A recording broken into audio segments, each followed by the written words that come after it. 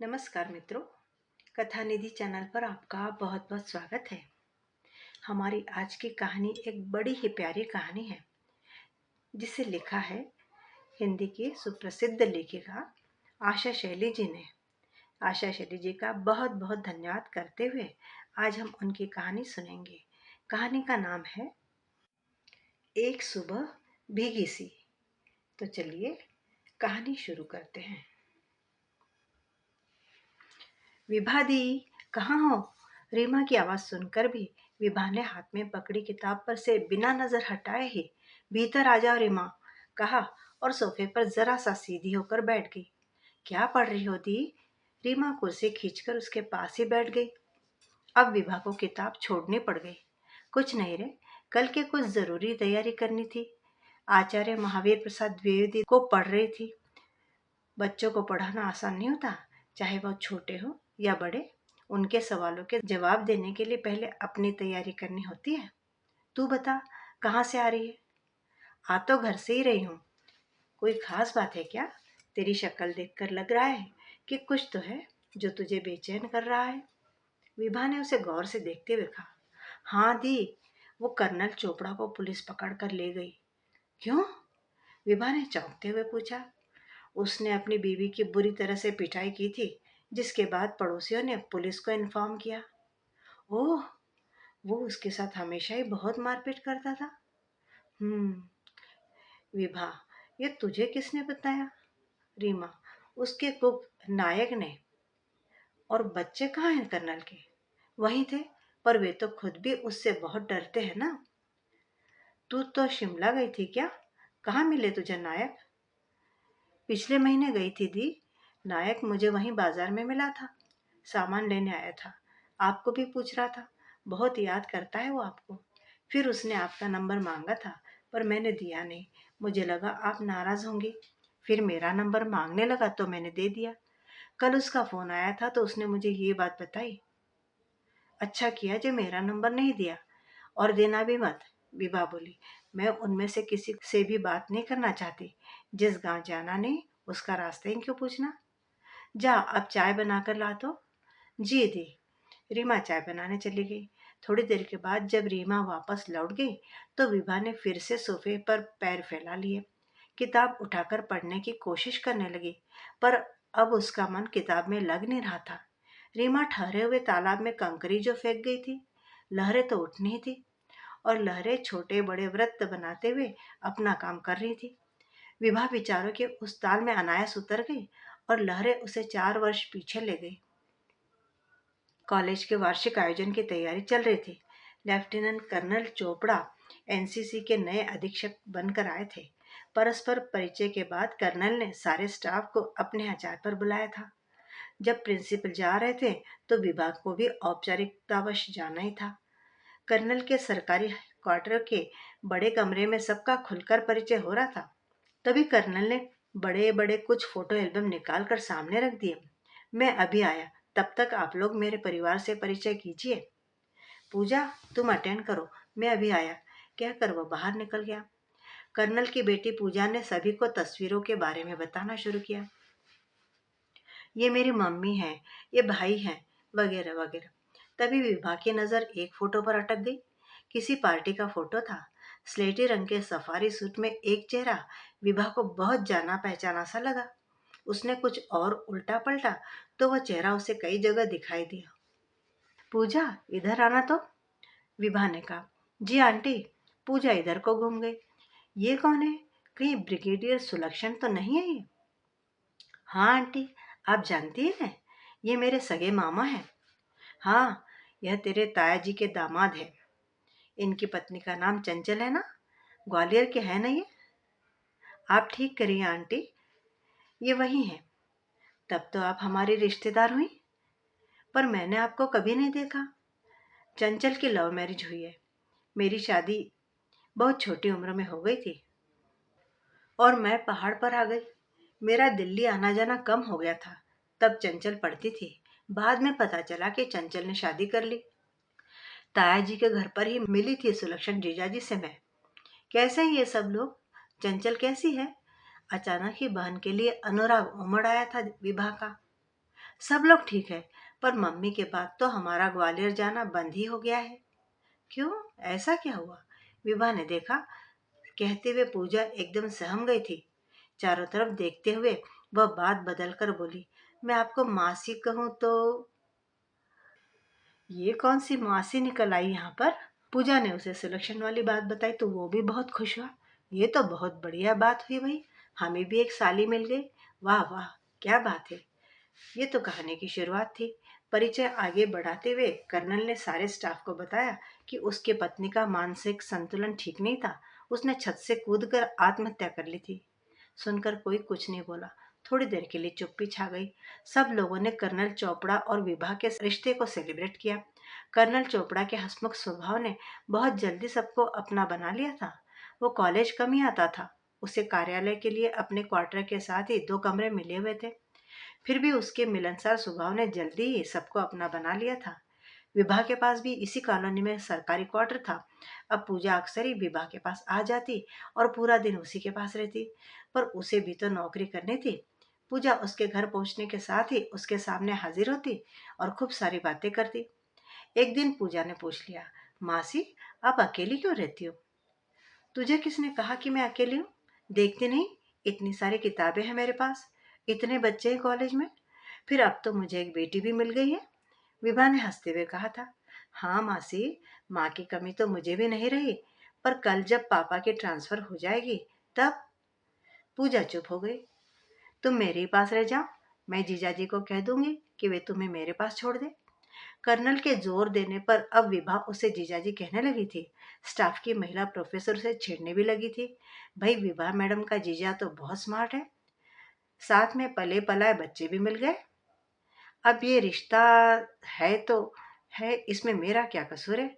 Photo तो तुम लोगों ने भी देखे थे ना उस दिन, कहकर विभा खिसिया जाती। लेकिन मामला यही नहीं रुका। अब कर्नल कभी भी विभा के घर आने जाने लगा। कभी पूजा को लेने के बहाने तो कभी छोड़ने के बहाने। अक्सर ही वह उसके खाली पीरियड में कॉलेज में भी आज धमकता। साली जी, चाय पिला रही हो ना? विभा को लोकलाज के मारे मुस्कुराकर उसका स्वागत करना पड़ता। हालांकि विभा नहीं चाहती थी कि कर्नल वहां आए। अलबत्ता पूजा के आने पर उसे कोई आपत्ति नहीं होती थी। कभी कभी पूजा के आग्रह पर उसे उनके घर भी जाना पड़ता था। पूजा ने बीए कर लिया था और आगे कर्नल उसको पढ़ाना नहीं चाह रहा था। घर में काम करने के लिए तो नायक था ही। पूजा पढ़ना चाहती थी। उसने विभा से सिफारिश करने को कहा। जीजा जी, पूजा पढ़ना चाहती है, उसे पढ़ने दीजिए ना। एक दिन मौका देखकर विभा ने बात छड़ी। कर्नल ने एक पल के लिए विभा की तरफ देखा, फिर पूजा की तरफ, फिर बड़े ठंडे स्वर में बोला, साली जी, यह हमारा बाप बेटी का मामला है। आप इसमें ना ही पड़े तो अच्छा है। विभा हतप्रभ बने बाप बेटी का चेहरा देख रही थी। पूजा का चेहरा पीला पड़ गया था। विभा को कुछ सूझ नहीं रहा था। कर्नल इतना कहने के बाद बाहर निकल गया था।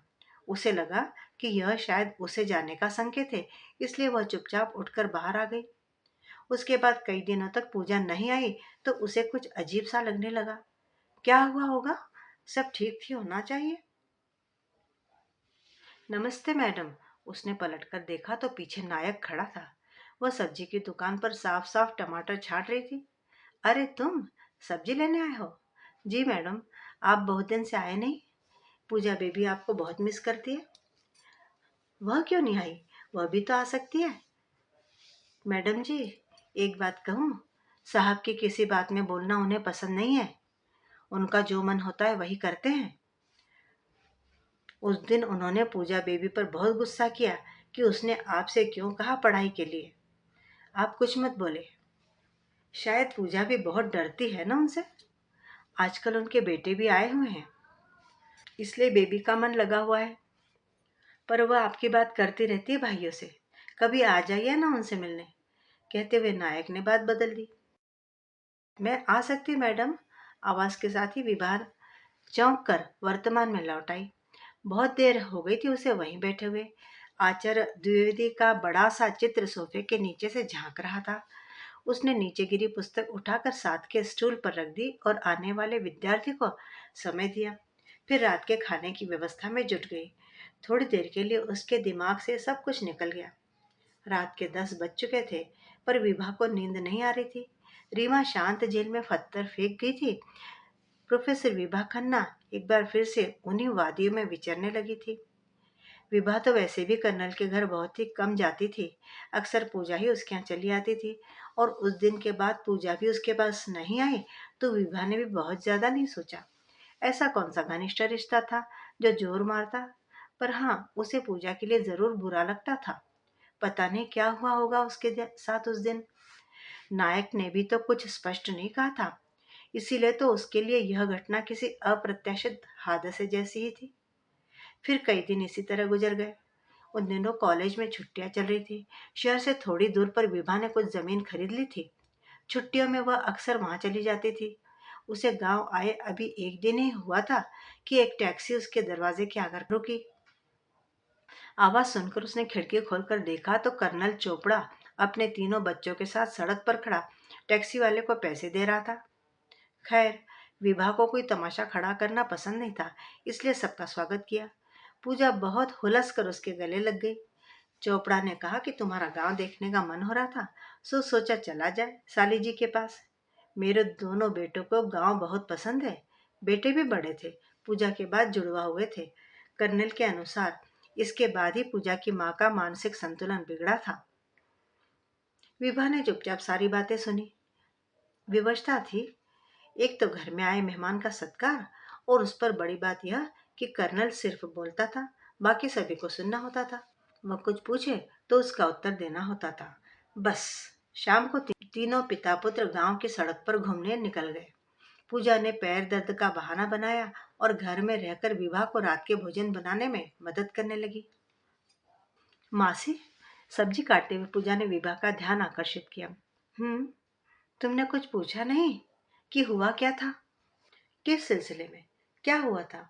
उत्तर में पूजा की आंखें भर आई। पापा कभी किसी को माफ नहीं करते। उन्हें बहुत गुस्सा था कि मैंने आपसे आगे की पढ़ाई की बात क्यों कही। मैं समझ रही थी, इसीलिए मैं चाहते हुए भी तुम्हारे पास नहीं आई। फिर अब क्या हुआ? कैसे पासा पलट गया? अब पापा कुछ और ही सोच रहे हैं। क्या? आपको पता चल जाएगा। तुम्हारी माँ क्या सचमुच पागल थी? विभा ने अचानक ही पूछ लिया। आपको क्या लगता है?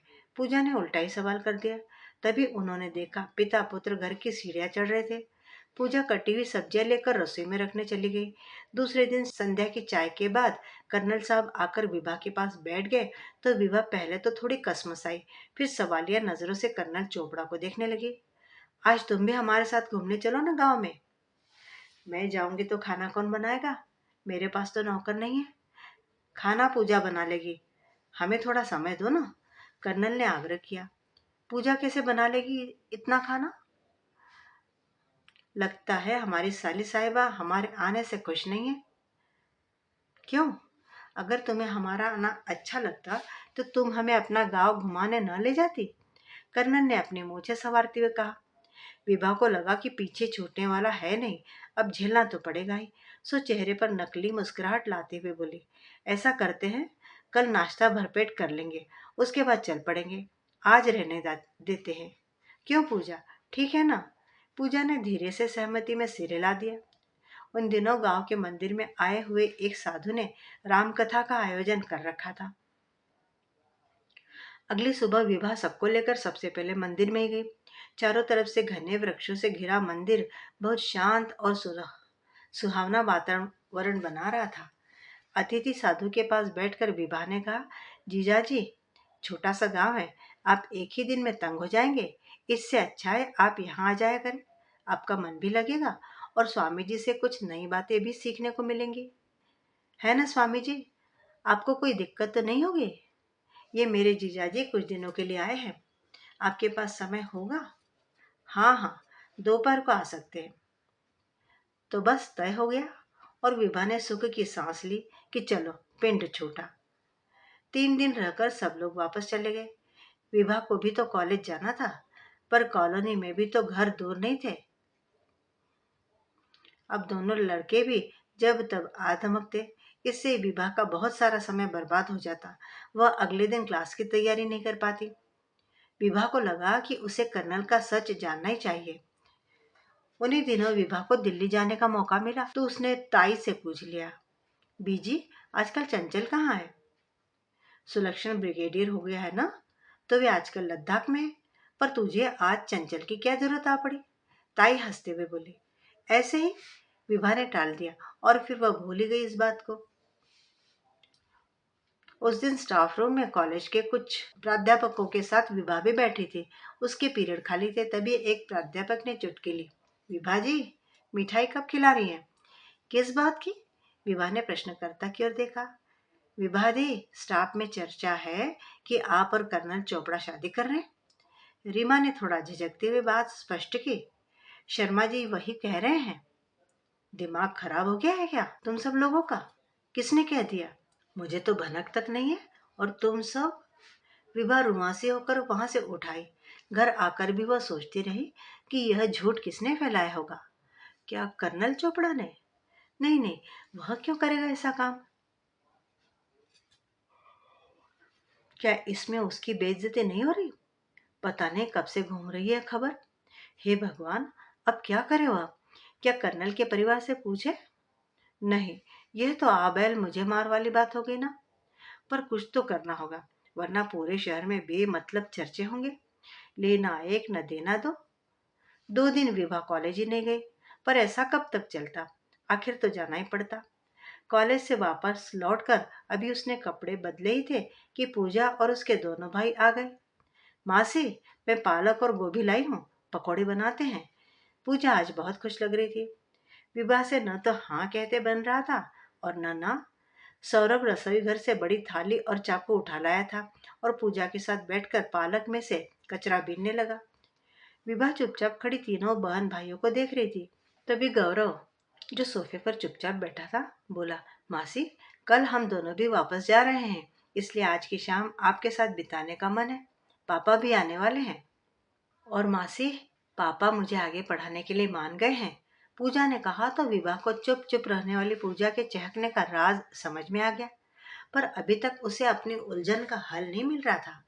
इसी समय कर्नल चोपड़ा दरवाजा खोलकर भीतर आया। आज वह भी कुछ अलग ही लग रहा था। चेहरे पर मुस्कुराहट और आंखों में शरारत के भाव देखकर विभा और भी सकपका गई। आज तो बैठने को भी कोई नहीं कह रहा। पता नहीं कहाँ गए सब। कर्नल चोपड़ा ने सोफे पर पसरते हुए कहा। इतना सब होने के बाद भी विभा किसी पत्थर की मूर्ति की तरह जहां की तहां खड़ी रही, हिली तक नहीं। अब शायद कर्नल चोपड़ा को महसूस हुआ कि विभा आज सहज नहीं है। क्या बात है विभा, तुम कुछ ठीक नहीं लग रही हो? 2 दिन कॉलेज भी नहीं गई। तबीयत तो ठीक है ना? विभा फिर भी कुछ नहीं बोली। तो कर्नल ने उसे फिर टोका, अरे साली साहेब, क्या हुआ? आ? आपने कुछ कहा क्या? क्या हो गया है तुम्हें? कोई प्रॉब्लम है क्या?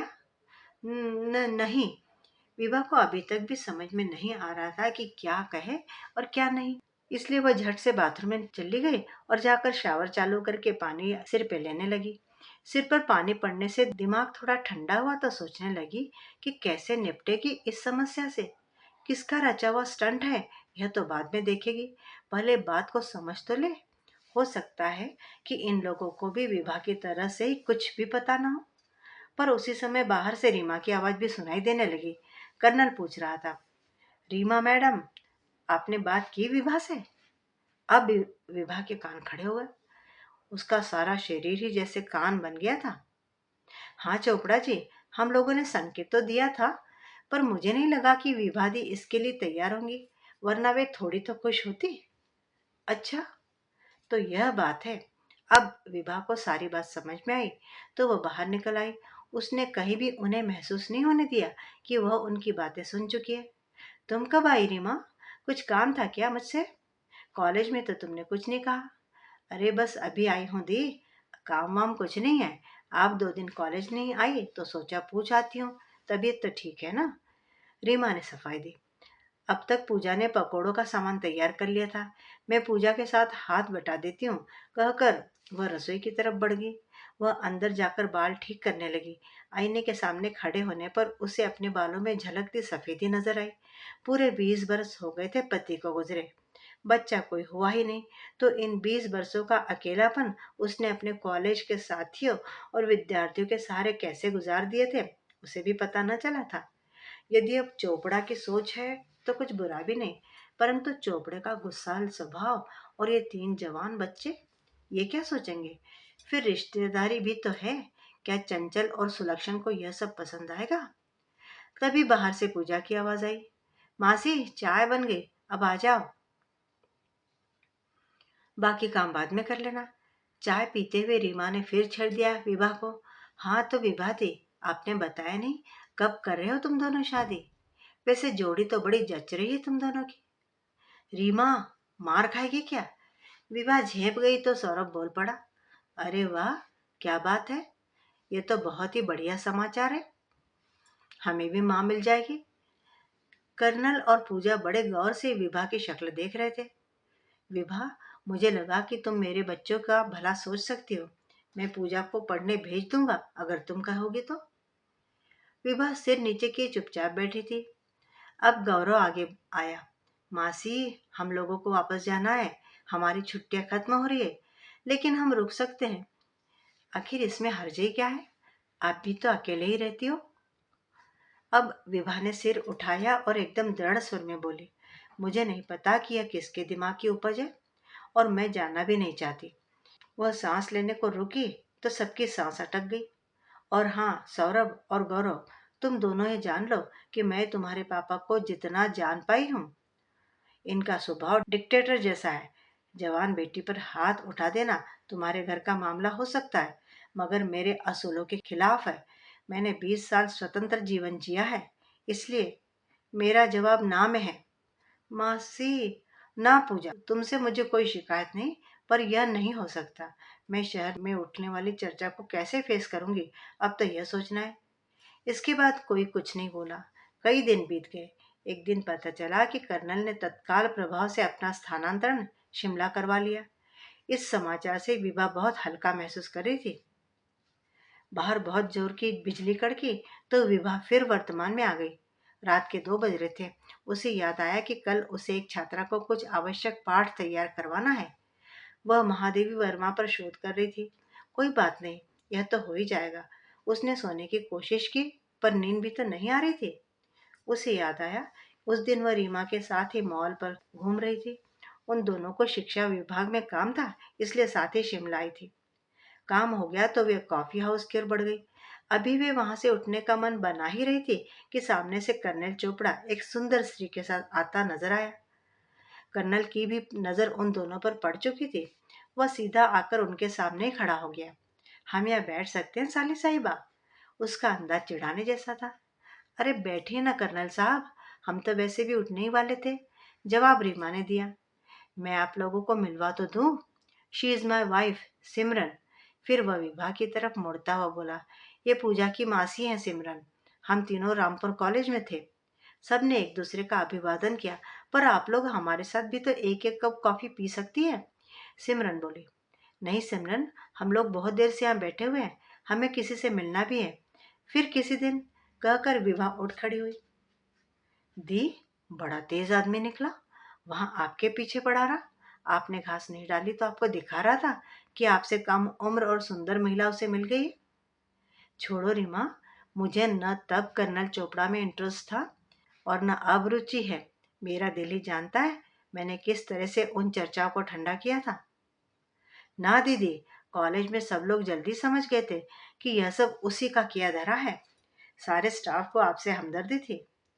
उसी समय सामने से अपने एक पुरानी मित्र को आता देखकर विभा उधर को मुड़ गई। फिर एक दिन रीमा ने खबर लाकर दी कि कर्नल की नई बीवी बहुत परेशान है। कर्नल उस पर बहुत शक करता है। ऑफिस जाते हुए क्वार्टर में ताला लगा जाता है। नायक को भी अपने साथ ही दफ्तर ले जाता है। फिर एक दिन सुना कि पूजा ने नायक के साथ कोर्ट मैरिज कर लिया और कर्नल चोपड़ा इसके लिए सिमरन को दोषी ठहरा रहा है। कुछ दिन बाद फिर यह समाचार आया कि कर्नल ने सिमरन की बुरी तरह से पिटाई कर दी थी। पड़ोसियों ने पुलिस बुलाई, तब जाकर मामला रफा दफा हुआ। यह सारी सूचनाएं उसे रीमा ही लाकर दे रही थी। और आज हाँ, उसे याद आया कि चंचल ने उसे एक दिन बताया था कि उसकी एक ननद बहुत परेशान है, उसका आदमी उसे बहुत मारता है। उसने तब चंचल से उसकी उस ननद के बारे में और कुछ भी नहीं पूछा था। शायद वह चोपड़ा के बारे में कह रही होगी, पर उस समय वह चोपड़ा के बारे में कुछ नहीं जानती थी, इसलिए कुछ नहीं पूछा। कड़ियां एक एक करके जुड़ती जा रही थी। उस दिन पूजा अपने मामा सुलक्षण से अपने संपर्क टूटने की बात उसे बताती शायद, पर सब लोगों के वापस लौट आने के कारण वह चुप लगा गई थी। अचानक विभा को लगा कि पूजा उसे अपने माँ की सच्चाई बताना चाहती थी। हाँ, पूजा ही शायद रीमा के संपर्क में है। अब जाकर विभा को एहसास हुआ कि कर्नल का व्यवहार न तो पूजा की माँ यानी अपनी पहली बीवी के साथ ठीक था, और न ही सिमरन यानी अपनी दूसरी बीवी के साथ। और सच तो ये है कि वो औरतों की इज्जत करना ही नहीं जानता था। महिलाओं को मात्र वह वस्तु समझता था, जिसे जब चाहा इस्तेमाल कर लिया और फिर फेंक दिया। विभा को आज अपने निर्णय पर बेहद संतुष्टि हो रही थी, अन्यथा शायद सिमरन के स्थान पर विभा होती।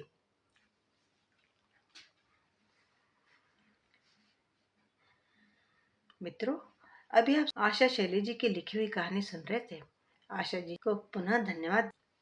आपको कहानी कैसी लगी कमेंट बॉक्स में लिखकर जरूर बताइएगा। पसंद आई हो तो लाइक करके मित्रों के साथ शेयर भी कीजिएगा, और चैनल पे नए हैं तो चैनल को सब्सक्राइब करना बिल्कुल भी ना भूलिएगा। कहानी सुनने के लिए बहुत बहुत धन्यवाद। आपका दिन शुभ हो।